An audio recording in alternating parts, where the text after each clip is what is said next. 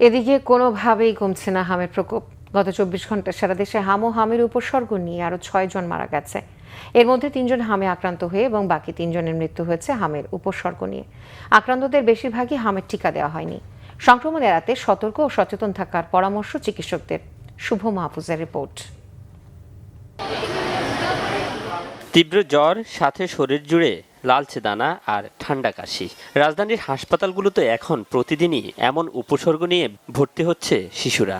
স্বাস্থ্য অধিদপ্তরের তথ্য অনুযায়ী গত ১৫ মার্চের পর থেকে এ পর্যন্ত হাম ও হামের উপসর্গ নিয়ে মৃত্যু হয়েছে ৪৮১ জনের।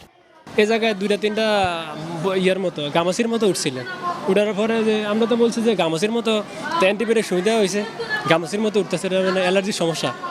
পরবর্তীকালে আস্তে আস্তে পুরা দিন রাত ৪টার পরে দেখে যে এটা পুরা সব সরে গেছে, হাত পা যা আছে। বাসায় ৫ দিন ধরে খায় নাই, কিছু পরে আমরা অসুস্থ অবস্থা আনছি, এখানে আনছি পরে সেলাইন লাগানোর পরে ২ দিন পরে বাচ্চা সুস্থ।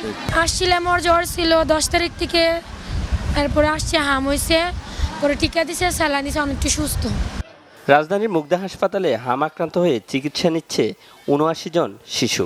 আক্রান্তদের বেশিরভাগই দেশের বিভিন্ন জেলা থেকে এসেছে চিকিৎসা নিতে।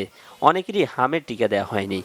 এই জায়গায় ভালোই আসছে, আসার পরে মানে গালের দিক দিয়া অল্প কটা গোটা উঠছে, পরের দিন দেখি যে পুরা শরীর হয়ে গেছে গিয়া। পরে ডাক্তাররা বলছে যে এটা হাম রোগ নাকি। এখানকার প্রবলেম হচ্ছে আপনার পরিবেশ।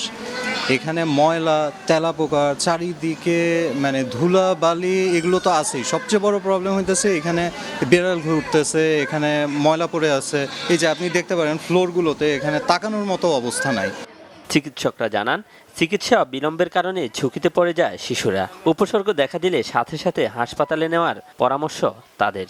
বর্তমানে ৭৯ জন রোগী ভর্তি আছে, এর মধ্যে গতকাল ২৩ জন নতুন রোগী ভর্তি হয়েছে। প্রতিদিন আমাদের ঘরে ২০ থেকে ২৫ জন রোগী ভর্তি হয়, ৫ জন ক্রিটিক্যাল আছে।